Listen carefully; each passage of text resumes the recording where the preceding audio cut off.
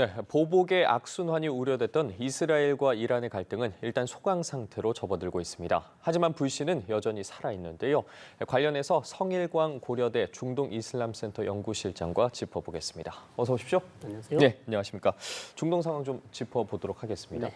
이스라엘이 이란에 재보복을 하겠다고 그 시기를 조금 보고 있었는데 그저께였습니다. 네. 그저께 어쨌든 이란의 공격을 가했고 이란이 즉각 대응하지는 않았거든요. 그러면서 아이들 장난감 같은 수준이었다. 이스라엘의 공격을 평가절하했어요. 이스라엘의 공격 수위에 대해서는 어떻게 평가하셨어요? 수위는 상당히 수위를 조절했죠. 사실 뭐 공격하기 전부터 예. 우리는 전면전을 원하지 않는다. 그리고 수위를 조절하겠다고 이미 밝힌 바 있고요.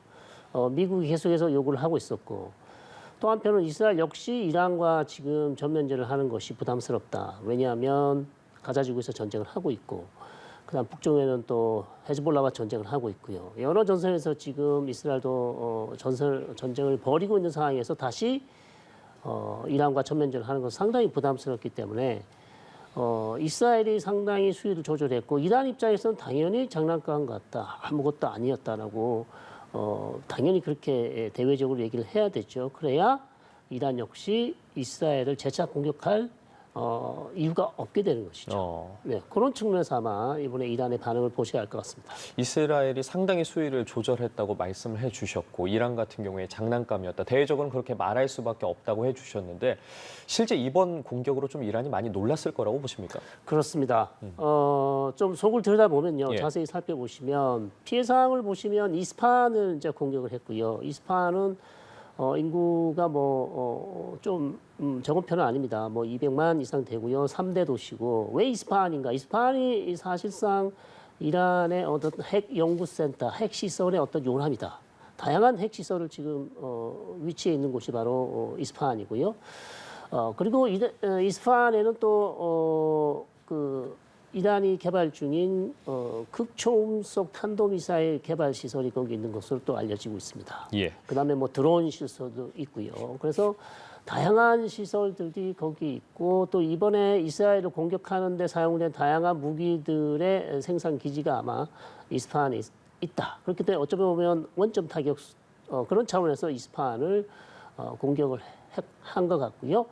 그다음 이스파한 북쪽으로 가시면 나탄즈라는 핵 시설이 있습니다. 예. 즉 우라늄 농축을 할 수 있는 시설인데 이것은 이제 이란이 상당히 소중히 하는 원전 중에 하나입니다. 다양한 원전이 있습니다만 그래서 나탄즈 시설을 받기 위해서 러시아에서 보급된 S-300 방공 미사일이 있었는데 그것을 이스라엘이 지금 파괴한 것으로 보입니다. 예. 네, 그렇다면 이란의 방공망 시스템이 결국 이란의 이스라엘 공격을 막지 못했다는 것이거든요. 그 방공망이 일정 뚫렸다. 이렇게 볼 수 있기 때문에 상당히 심각한 사안이죠. 예, 이번 공격에 대해서 전체적인 부분을 짚어봤는데 좀 하나하나 구체적으로 다뤄보도록 네. 하겠습니다. 자, 이란 외무장관이 이스라엘이 추가 공세를 가할 시 즉각적이고 최대 수준의 대응에 나서겠다는 경고도 덧붙였거든요. 자, 바꿔 말하면 이스라엘이 추가로 공격을 하지 않는 이상 다시 재보복은 하지 않겠다. 이런 뜻으로 받아들여도 되겠습니까? 네. 1차전 좀 끝났다고 봐도 될까요? 그렇습니다. 1회전은 사실 일단락됐다. 그래서 현재로서는 양측 간에 다시 무력 충돌이 이런 시일 내에 제기될 가능성은 없으나 문제는 이제 이스라엘이 지금까지 해왔던 방식, 즉 이란 혁명수비대의 장성이나 장교, 즉 레바논이나 시리아 아니면 다른 지역에 있는 이란 혁명수비대 소속의 장성들을 암살할 경우, 재차 암살할 경우, 예. 과연 이란의 대응은 어떻게 할 것인가?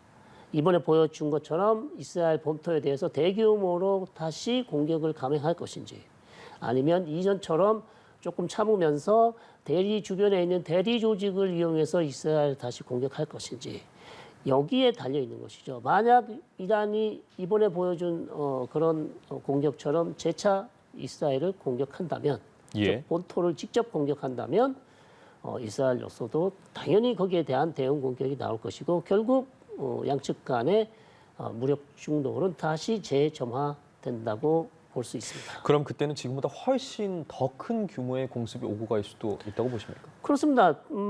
물론 또 이란이 어떤 수위의 공격을 할 것인지 예. 이번처럼 350기 이번 공격이 결코 작은 숫자가 아니지 않습니까?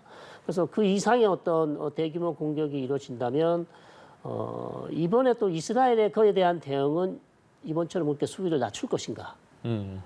또 한 번 미국의 어떤 협상력이 이 효과를 발휘할 수 있을지 아니면 이스라엘이 차후에 벌어질 전쟁에서 좀 더 수위를 높여서 이란에 대해서 강경한 어떤 조치를 취할지 알 수 없는 것이죠. 예, 이번 공격과 관련해서 외신들도 상당히 다양한 분석과 보도들이 나오고 있지 않습니까? 자, 뉴욕타임스 보면은 이스라엘이 사용한 무기가 이란의 레이더에 뭐 전혀 감지가 되지 않았다. 이런 분석들, 이런 이야기도 내놓고 있는데, 자, 이란 방어 시스템을 그럼 이스라엘이 충분히 무력화시킬 수 있다는 걸 이번에 보여줬다. 이런 이야기 있거든요. 네네. 동감하십니까? 100%다 통과를 했다. 결국 이란이 하나도 요격시키지 못한 것은 아니죠.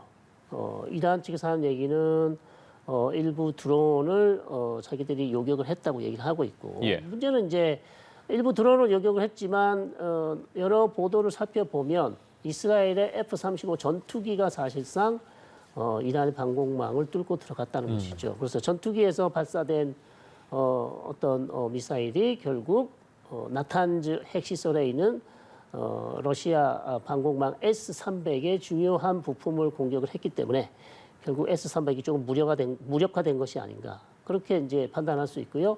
그런 점에서 결국 이란의 방공망은 이스라엘의 방공망보다는 아직 그렇게 좋지 못하다.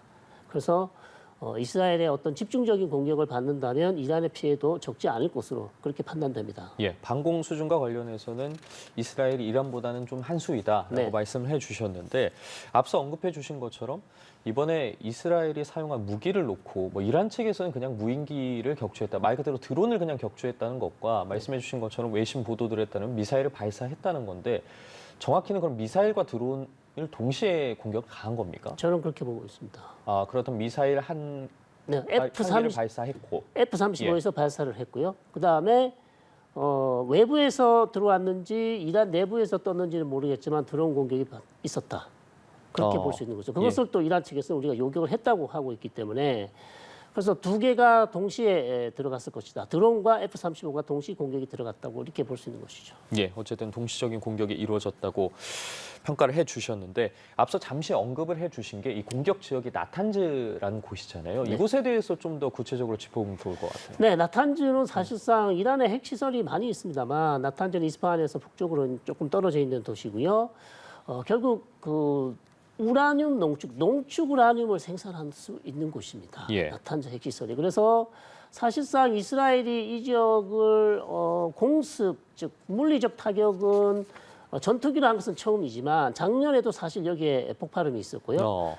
여러 차례 나탄즈 핵시설에 대한 사이버 공격도 있었고 그다음에 물리적인 드론 공격도 있었던 것으로 그렇게 지금 알려지고 있습니다. 그래서 이번에 재차 이스라엘이 나탄즈 시설을 공격한 것은 역시 나탄즈에서 우라늄 농축 시설이 있기 때문에 결국 우라늄 농축을 한다는 것은 핵 물질 즉 옐로우 케이크 핵 탄두를 만들 수 있는 물질이 많이 있다는 것입니다. 그렇기 때문에 이스라엘은 여러 핵시설 중에 가장 이 시설을 지금 위험한 즉 이란이 핵무기를 만들 수 있는 물질을 만들어내는 곳이다. 그렇게 이제 판단하고 여러 차례 공격을 했던 것으로 보입니다. 그렇다면 지금 어쨌든 이스라엘이 재보복을 가하겠다고 상황을 보고 있던 분위기에서 이란 입장에서는 이곳에 대한 공격이 이루어질 거라고 예상을 좀 했을 거라고 보십니까? 저는 충분히 예상했다고 봅니다. 그래서 이란이 지금 가지고 있는 최고의 방공 시스템 S-300을 거기다 이미 배치를 해놨고요. 그런데 그것을 알고 있는 이스라엘이 결국 S-300을 뚫고 들어가서 S-300 요격 시스템을 결국 망가뜨린 거죠. 그렇게 보시면 본인들이 가장 소중한 지역, 가장 아끼는 원전이기 때문에 당연히 거기에 대한 대비 시스템을 했으나 결국 이스라엘이 그것을 뚫어냈다. 이렇게 볼 수 있는 것이죠. 이스라엘 입장에서는 어쨌든 그걸 방공 시스템을 배치한 걸 알고도 공격을 가했다는 거 자신이 있었다는 이야기로 봐야 돼요. 네, 그렇다고 볼 수 있는 것이죠. 이스라엘 입장에서는 S-300 정도를 막을 수 있다. 예를 들어서 뭐 더 나은 시스템 S-400이 또 있습니다만 아마도 러시아가 S-400까지 이란 측에 제공했을 것으로 보입니다만 실전 배치가 됐는지 아직 확인할 길은 없고요. 이스라엘로서는 충분히 자신감이 있다. 특히 이제 F-35는 스텔스기 아닙니까? 그렇기 때문에 레이더에 잘 잡히지 않는 전투기이기 때문에 충분히 가능하다고 판단했을 것으로 보입니다. 예. 그런데 이번 공격과 관련해서 어쨌든 이스라엘 계속해서 침묵을 지키고 있지 않습니까? 공식적으로 어떠한 이야기를 하지 않는 건 어디서 이유를 찾아봐야 될까요? 첫 번째는 뭐 본인들이 했다고 얘기하는 것 자체가 일단 국제사회에게 굳이 자신이 이란을 공격했다고 그것을 인정할 필요가 없는 것이고요. 예. 사실 뭐 인정하지 않아도 이미 국제사회는 이스라엘이 했을 것으로 판단하고 있는 것이고 그러나 그것을 확인하는 것과 확인해주지 않는 것도 또 차이가 있죠. 예. 네, 두 번째 이유는 이란이 이스라엘을 공격하지 않아도 되는 명분을 쌓아준 것이죠. 왜냐하면 양측 간에 재차 또 공격이 이루어지면 확전이 되는 것이고 그러기보다는 이번 1회전은 이것으로 끝내는 것이 좋겠다. 그래서 이란에게 명분을 쌓아주기 위해서 이스라엘이 확인해주지 않고 있습니다. 예, 어쨌든 말씀하신 것처럼 이스라엘과 이란 모두 좀 전면전은 피하면서 내부 상황도 좀 다스리고 토닥이면서 체면을 살리는 출구 전략을 찾은 것으로 보이는데 1회전 끝났다고 말씀해 주셨잖아요. 그렇다면 그 전에 있었던 양상처럼 좀 대리전은 계속해서 이어질 거라고 보세요? 그렇습니다. 대리전은 끝날 수가 없죠. 아직 가자지구 전쟁도 안 끝났고요. 예. 그다음에 대리전이라 하면 사실 그림자 전쟁인데 이스라엘과 이란 간의 대리전은 뭐 이미 10년도 더 됐고요. 정말 오래된 대리전을 계속 치러왔기 때문에 대리전이 갑자기 중단될 이유는 없고요. 더 우려스러운 것은 만약 이스라엘이 추가적으로 또다시 이란의 어떤 주요한 전략시설 아니면 이란 혁명수비대 요원 아니면 장교들을 암살할 경우 이란의 대응이 어떻게 될 것인가. 거기에 지금 모든 것이 달려 있습니다. 그래서 다시 한번 이란과 이스라엘이 무력 대치 상황으로 갈 것인지 아니면 이대로 계속해서 일시 휴전 상황으로서 조금 안정적으로 갈 것인지는 결국 이스라엘이 키를 쥐고 있다. 만약 이스라엘이 판단했을 때 이스라엘의 국가 안보에 너무나 치명적인 어떤 활동을 하고 있다. 이란 혁명수비대가 그렇다면 거기를 그냥 놔둘 것인가? 아니면 이전에 하던 방식대로 요인 암살을 할 것인지 그 판단에 이제 중동 지역 정세가 출렁거리게 될 것입니다. 예. 그럼 일시적인 만약에 두 국가 간의 휴전 상황에 접어들었다면 이스라엘이 앞으로 좀 가자지구 상황에 집중할 가능성이 높다고 봐야 될까요? 그렇습니다. 사실 이스라엘이 한 1회전에서 빨리 1회전을 끝낸 이유 중에 하나는 역시 지금 이란과의 어떤 계속해서 소모전 아니면 전면전 거기에 힘을 쏟기보다는 현재 아직 끝내지 못하고 있는 가자지구 전쟁, 아직 풀어내지 못하고 있는 인질, 거기다가 계속해서 더 격화되고 있는 북부전선 헤즈볼라와의 전쟁에 집중하는 것이 훨씬 더 효과적이다. 그렇기 때문에 계속해서 이제 가자지구와 헤즈볼라 전쟁은 앞으로도 계속 더 격화될 것으로 그렇게 볼 수 있는 것이죠. 예, 그럼 끝으로 지금 이 상황을 보고 있는 미국의 속내와 앞으로 좀 미국의 움직임은 어떻게 이어질 거라고 보십니까? 자, 미국은 사실상 이번 이란과 이스라엘 간의 대결 국면을 일단 1회전을 마칠 수 있도록 판을 깔아주지 않았습니까? 예. 나타냐후 총리를 계속 차지시키면서 이란에 대한 공습을 최소화하면서 결국 1회전을 잘 마쳤습니다. 물론 절반의 성공이지만요. 그러나 바이든 대통령으로서는 중동 지역 안정이 지금 선거 캠페인에 집중해야 되는 바이든 대통령으로서 너무 중요하다. 그리고 외교적 성과를 또 보여야 되기 때문에요. 계속해서 중동 안정화를 위해서 끝까지 노력할 것으로 보입니다. 그것이 결국 바이든 대통령의 선거 캠페인에 도움이 될 것이고 그럼으로써 트럼프 후보가 계속해서 지금 바이든 대통령의 외교적 실패를 공격 삼아서 계속 공격하고 있지 않습니까? 예. 그렇기 때문에 바이든 대통령으로서는 중동 지역 안보, 안전 대단히 중요하기 때문에 신경 쓰지 않을 수 없는 그런 상황이죠. 그럼 바이든 대통령과 지금 네타냐후 총리의 이런 좀 아슬아슬한 관계라고 해야 될까요? 이 부분은 계속해서 대치 상황으로 이어질 거라고 보세요? 그렇습니다. 상당히 지금 아슬아슬하죠. 살 얼음판을 걷는 것 같습니다. 왜냐하면 바이든 대통령이 전폭적인 지원을 해줌에도 불구하고 네타냐후 총리가 바이든 대통령이 원하는 것을 다 들어주지 않고 계속해서 가자지구 전쟁을 어떻게 보면 자기 정치적 생명이 달려 있기 때문에 계속 끌고 가고 있는 상황입니다. 이런 부분에 있어서는 결국 바이든 대통령과 나타냐후 총리 간은 여전히 긴장 관계가 유지될 수밖에 없는, 전쟁이 끝나야 어느 정도 해소가 되지요. 전쟁이 끝나기 전까지는 계속해서 긴장 관계가 유지될 수밖에 없는 그런 상황입니다. 예, 알겠습니다. 오늘 중동 상황과 관련해서 짚어봤는데요. 향후 상황은 좀 지켜봐야 할 것 같습니다. 지금까지 성일광 고려대 중동 이슬람센터 연구실장과 이야기 나눠봤습니다. 말씀 고맙습니다.